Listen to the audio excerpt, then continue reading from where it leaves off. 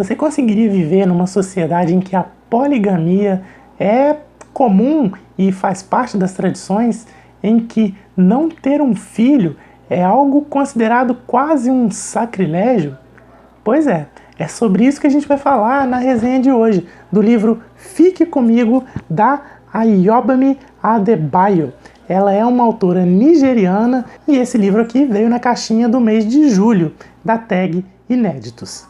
Então esse livro aqui vai contar a história da Yejide, que é uma mulher nigeriana casada, com um homem que se chama Akin, e aí os dois iniciam ali a vida deles de casado, só que existe um problema, que a Yejide não consegue engravidar, nos primeiros anos de casamento. Em uma sociedade em que ter um filho é uma coisa extremamente importante, talvez o mais importante na vida de uma família, isso se torna um grande problema, especialmente porque a gente está falando de uma sociedade em que a poligamia é uma prática bastante aceita. Só que a Yejide não aceita isso, ela não quer dividir o Akin, o marido dela, com outras mulheres. Inclusive, quando ela se casa com ele, ela coloca essa condição, que ela não quer que ele tenha outras esposas. Porém, começa a haver uma pressão muito grande da parte da família do Akin, que dizem que se eles não têm filhos, eles não são uma família abençoada.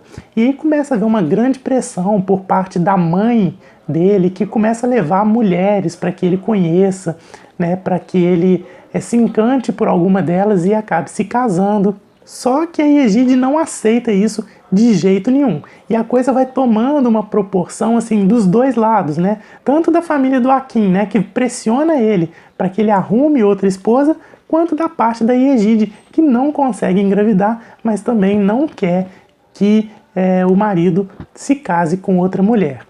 Esse livro é bem interessante, é uma visão bem bacana assim, da sociedade nigeriana, da forma em que as pessoas vivem nessa sociedade. É uma forma bem bacana da gente entender um pouco melhor sobre essa cultura tão diferente, O livro se passa nos anos 80, em meio, inclusive, a uma grande crise política que a Nigéria está vivendo, com um golpe político, com troca de comando, e todas as consequências disso que vão sendo retratadas no pano de fundo desse livro.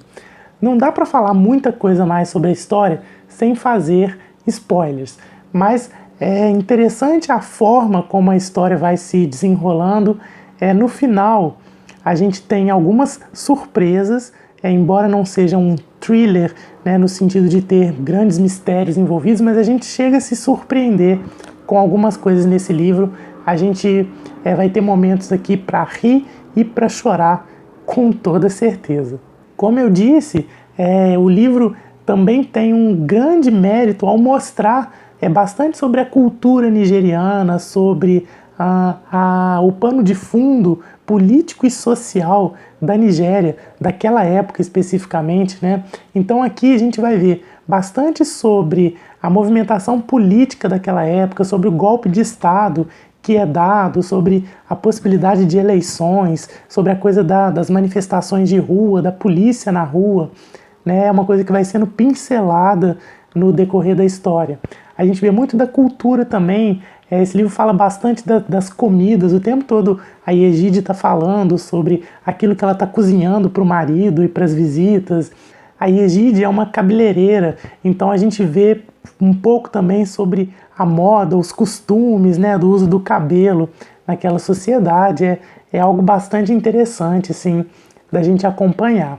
E claro, a questão central do livro, que é justamente toda aquela questão das tradições, que estão encarnadas principalmente na mãe do Akin, que está o tempo todo interpretando os fatos ali, à luz das tradições, que é bastante interessante e dão realmente um pano de fundo muito bom para essa obra.